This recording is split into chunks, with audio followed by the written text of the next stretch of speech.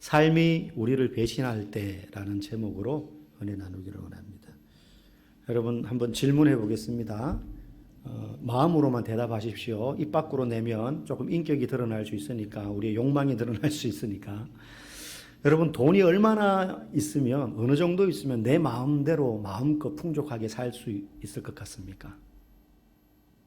네, 마음으로 다 대답하셨죠? 이걸 설문조사를 한 게 있더라고요. 설문조사. 과거에 한 거 말고 최근에 한 설문조사를 보면 뭐 여러 액수가 나왔는데, 객관식으로 보기를 주고 선택하라는 게 아니고 이렇게 주관식으로, 그러니까 어쩌면 그게 더 정확할 수 있어요. 각자 생각하는 기준들이 있으니까. 제일 많이 나온 게 30억이었어요. 30억. 뭐 터무니없이 뭐 100억, 1000억 이런 거 말하는 사람 잘 없고, 30억 정도 있으면 그래도 내가 뭐 돈 걱정 없이 편안하게 내가 원하는 삶을 살 수 있겠다. 뭐 이런 생각들을 가장 많이 이제 한다고 합니다. 그런 얘기를 들으면 마음속에 드는 생각이, 역시 오늘날 우리 마음을 지배하고 있는 가장 강력한 영향력, 그건 바로 물질의 풍요로움인 것 같아요. 우리의 마음을 가장 강하게 지배하는 것. 물질의 넉넉함, 부요함, 풍족한 삶. 그래서 사람들은 열심히 삽니다. 뭐 진짜 30억을 벌겠다 이런 목표를 세운 사람들이 많지는 않겠지만, 어쨌든 열심히 물질의 풍요로움을 목적으로 하고 삽니다. 그런데 다 열심히 살지만 내가 노력한 만큼 100의 노력을 했으면 100이 나오는 게 꼭 우리의 인생은 아니지 않습니까? 그죠? 100의 노력을 했는데 어떨 때는요, 제로가 되기도 합니다. 아니, 마이너스가 될 때도 있어요. 그러니까 삶이 우리를 배신한다고 느끼는 거죠, 그럴 때는.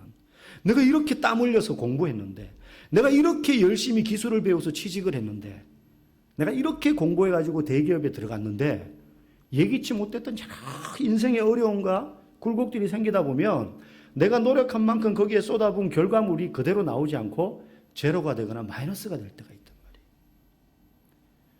그럴 때 우리는 마음에 드는 생각이, 내가 이때까지 쌓아 올린 모든 수고가 물거품이 되는구나. 삶이 나를 배신하는구나. 원망하기 쉽고 그런 감정을 가지게 됩니다. 성도의 경우도 이와 비슷한 경험을 할 때가 있습니다. 어떤 문제를 두고 기도해야 된다는 걸 알기 때문에 하나님 앞에서 열심히 기도합니다. 그런데 시간이 지나도 그 기도가 응답되지 않을 때, 어느 순간 이 기도는 하나님이 들으시지 않는가 보다 하는 생각이 들 때 우리의 마음에 때로 하나님에 대한 원망이 생깁니다. 하나님에 대한 배신감. 삶이 나를 배신하는 것처럼 하나님도 나를 배신하셨나? 하나님이 나에게 귀 기울이시지 않으신가? 내가 부르는 찬양과는 다른 하나님인가? 라는 생각이 들 때가 있다는 거죠. 그럴 때 어떻게 해야 될까요? 더 열심히 살면 될까요? 더 열심히 신앙생활을 해야만 할까요? 오늘 우리는 오바댜 선지자는 에돔이라는 족속에게 선포하는 하나님의 메시지를 기록하고 있습니다. 그러면서 지난주에 에돔이 교만한 이유 한 가지를 살펴봤었습니다. 에돔이 오늘 교만한 이유 두 번째, 세 번째를 살펴볼 텐데요. 그로 인해서 우리가 삶이 우리를 배신할 때, 인생이 우리를 배신하는 것과 같은 순간이 찾아올 때, 그런 순간에도 우리는 어떻게 하면 낙심하지 않고 소망을 가지고 살아갈 수 있을까를 오늘 본문을 통해서 잠시 살펴보기를 원합니다. 지난 시간에 에돔의 교만과 그 포악함 때문에 하나님이 에돔에 대하여 심판하시겠다라고 말씀했어요. 이제 그걸 전제로 딱 선포한 거죠.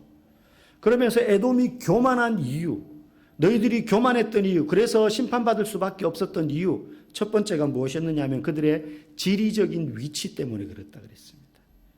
에돔이라는 부족 자체가, 나라 자체가 높은 한 1500m, 해발 1500m 이상 되는 고지대에 모여서 살았기 때문에, 그리고 그 올라가는 중간중간에는 동굴들이 막 있었어요. 그들이 인위적으로 판 굴들. 그래서 숨어서 매복했다가 기습하기도 좋고 함정에 빠뜨리기도 좋고 그 해발 1500m 위에까지 공격하러 올라오기가 쉽지 않는 거예요.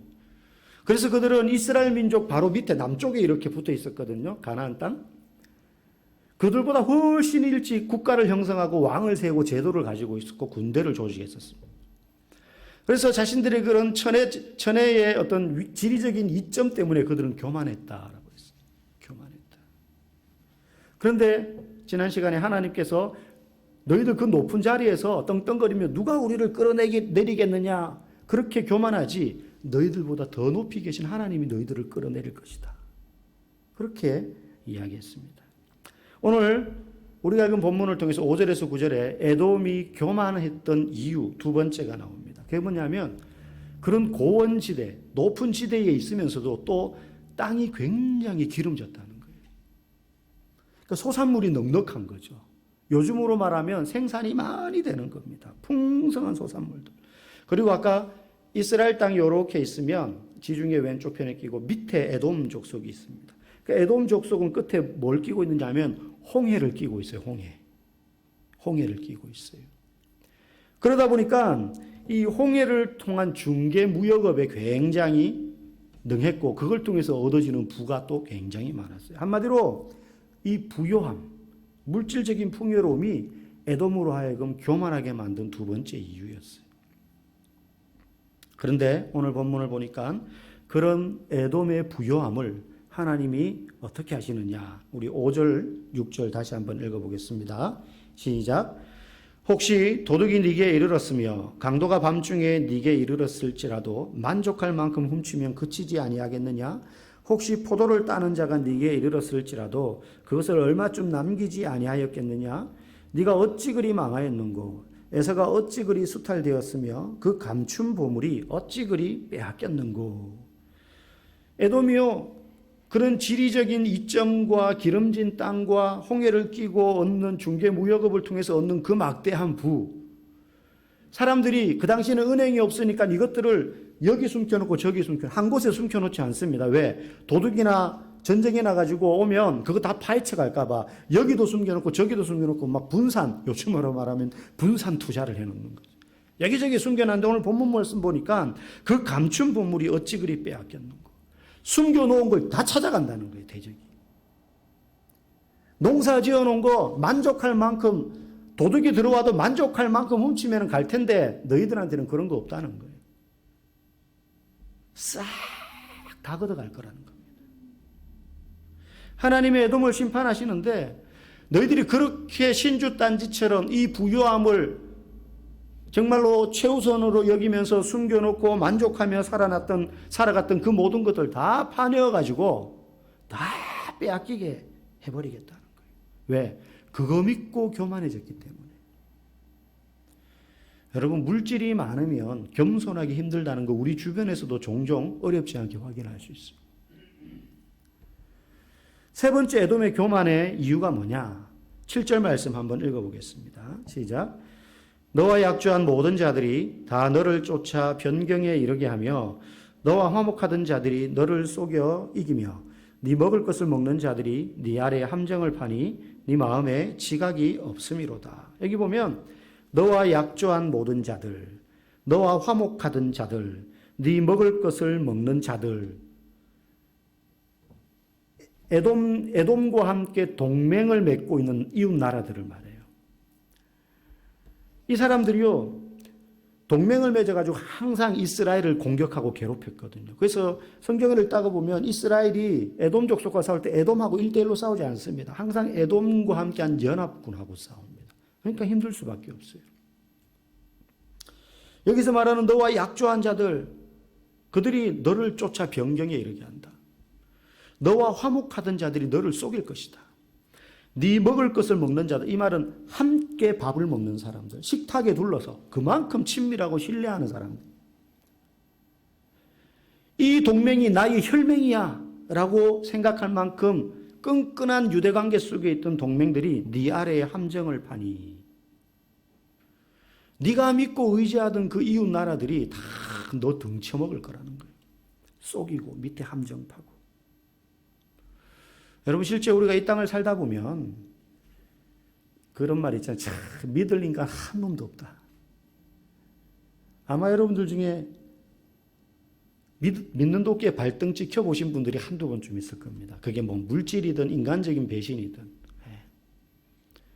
또 가끔 어떤 교회 안수 집사님, 장로님이라 그래가지고 엄청 믿었는데 그 사람 때문에 또 어려움을 겪는 그런 경우들도 우리 주변에서 심심치 않게 보게 됩니다. 이 땅을 살아가는데 정말 믿을 만한 사람이 흔치 않은 것 같아요. 가까이에 또 보면 있지 않습니까? 여자분들 대부분 결혼할 때 남편 하나 믿고 많은 것들을 포기하고, 물론 남자도 마찬가지지만 그렇게 결혼해서 삽니다. 그런데 결혼하기 전에는 이 사람하고 살면 정말 매일매일이 행복할 것 같고, 맨날 데이트하다가 늦게 헤어지는 거 이제 싫어가지고 우리 같이 살자 해가지고 결혼을 해서 그렇게 같이 사는데, 살다 보면 그 남편이 아내를 위해서 대단한 거를 해주느냐? 그렇지 않아요. 남편이 의외로 헐렁헐렁할 때가 많아요. 결혼하기 전에는 이 사람이 백마탄 왕자 같고 내 인생에 정말로 진짜 화룡점정 마지막 꽃봉오리를 탁 피워서 내 인생에 정말로 꽃을 피우는 그런 이제 자양분의 역할을 해줄 수 있는 그런 사람일 거라고 생각했는데, 실제 살아보니까 남편이 너무 헐렁헐렁해요. 헐렁헐렁하다는 표현이 딱 좋은 것 같아요. 그럴 때 우리는 그런 남편, 때로는 그런 아내를 보면서 낙심합니다. 근데 사실 낙심하면 안 돼요. 잘 안 되긴 하는데 낙심해서는 안 됩니다. 왜냐하면 사람은 의지하고 믿어야 할 대상이 아니라 약점이 너무 많아서 사랑해 주어야 될 대상이기 때문에 그렇습니다. 서로가 마찬가지. 부족하니까 불완전하니까 내가 사랑해 주어서 빈 구석을 채워주는 겁니다. 그 남편을 통해서 오히려 남편은 의지할 대상이 아니구나. 아내는 의지할 대상이 아니고, 어떤 남편들은 그런 분들이 계시더라고요. 나는 우리 마누라 없으면 하루도 못 살아요. 마누라 없으면 통장에 돈도 못 찾아요. 비밀번호도 자기 통장인데 아내가 알고, 여보, 급하면 무조건 이제 집에 전화해가지고 부인한테 다 물어요. 여보, 심지어 우리 집 비밀번호 뭐야? 막 이런 남편도 있어요. 자기 목숨 빼고 모든 영혼까지 아내에게 다 맡긴 남편들이 종종 있더라고요. 여러분, 사람은 왜 부족한 구석이 있느냐? 아내든 남편이든 그 부족한 모습을 보면서 하나님만이 온전히 우리가 의지할 분이시구나라는 것을 깨닫게 하기 위해서. 그래서 우리가 사람을 의지하고 있는 한 하나님은 내가 의지할 거라고 생각되는 그 사람들이 내게 전혀 의지할 만한 존재가 되도록 두지 않습니다. 그 사람을 의지하려고 하는 한 하나님은 그 사람이 나의 의지할 대상이 되도록 내버려 두시지 않는다니까요. 그러나 하나님만을 의지하기 시작할 때, 여러분 곁에 있는 그 사람이 내 인생에 정말로 의미 있고 가치 있고 빛나는 존재가 됩니다. 여러분, 역설 아닙니까? 그를 바라보면, 그 사람을 바라보면 너무너무 헐렁한 게 자꾸 보이는데, 그러니 하나님만이 온전히 의지할 대상이지 하고 하나님을 온전히 의지하기 시작하면 그 사람이 점점 의미 있고 빛나는 사람이 되어간다는 거예요. 왜? 하나님만을 바라보니까 그 부족한 상대를 하나님이 채워주기 시작하는 거예요. 이 에돔의 세 번째, 오늘 본문에 의하면 세 번째 또 교만함이 있습니다. 교만의 이유가 있습니다. 그것은 바로 사람들을 신뢰하고 사람들의 힘을 의지했다는 거예요. 요즘 사람들도 그렇습니다. 맨파워라 그러죠. 맨파워.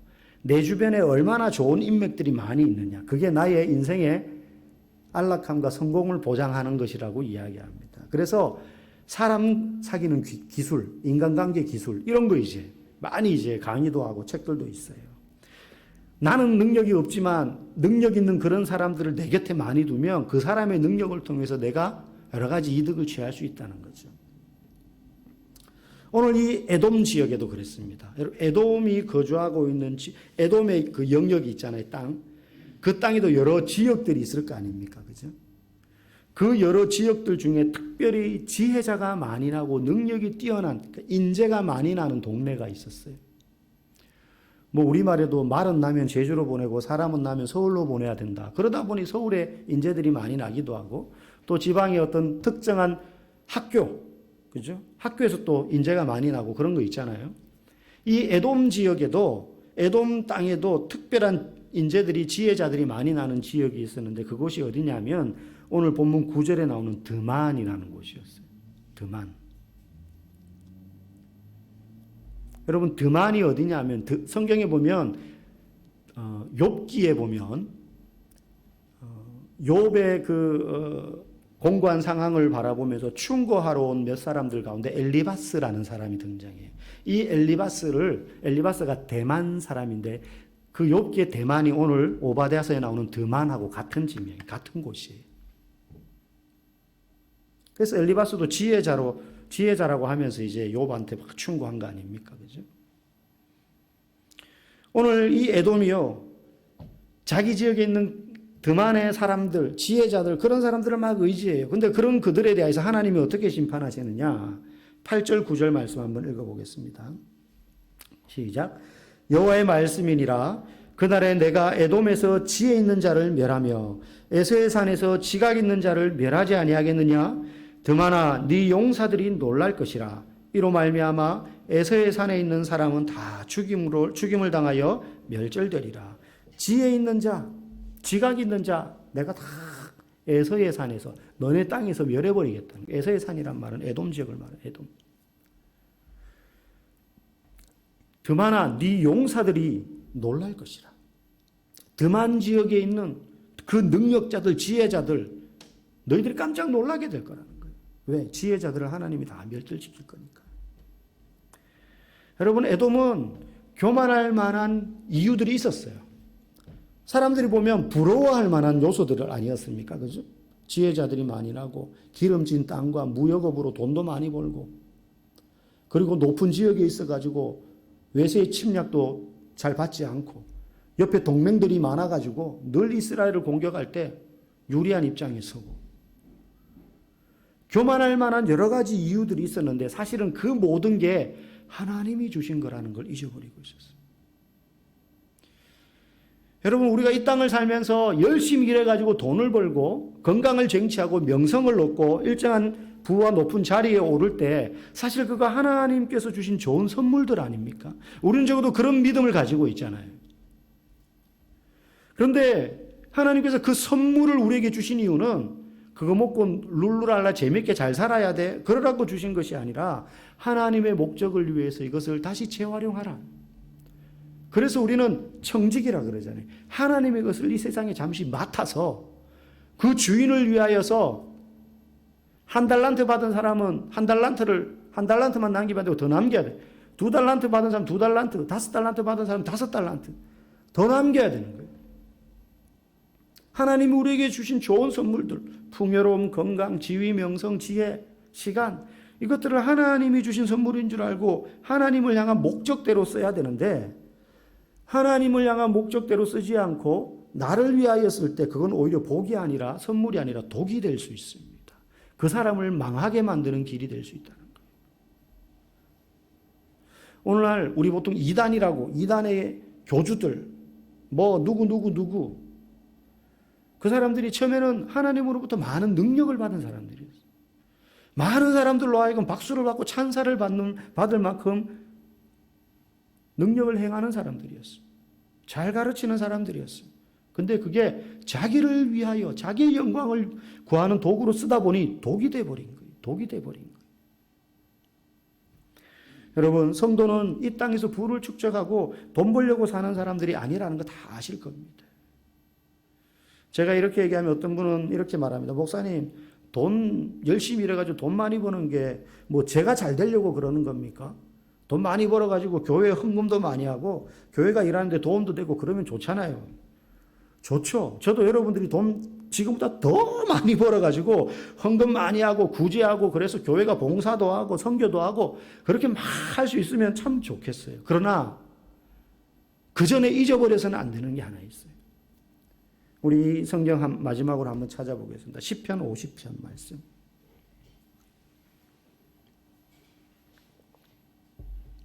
시편 50편 9절에서 13절 말씀.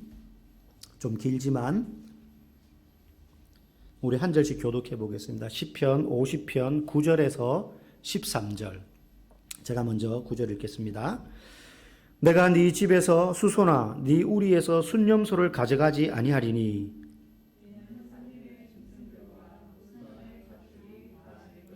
산의 모든 새들도 내가 아는 것이며 들의 짐승도 내 것이미로다.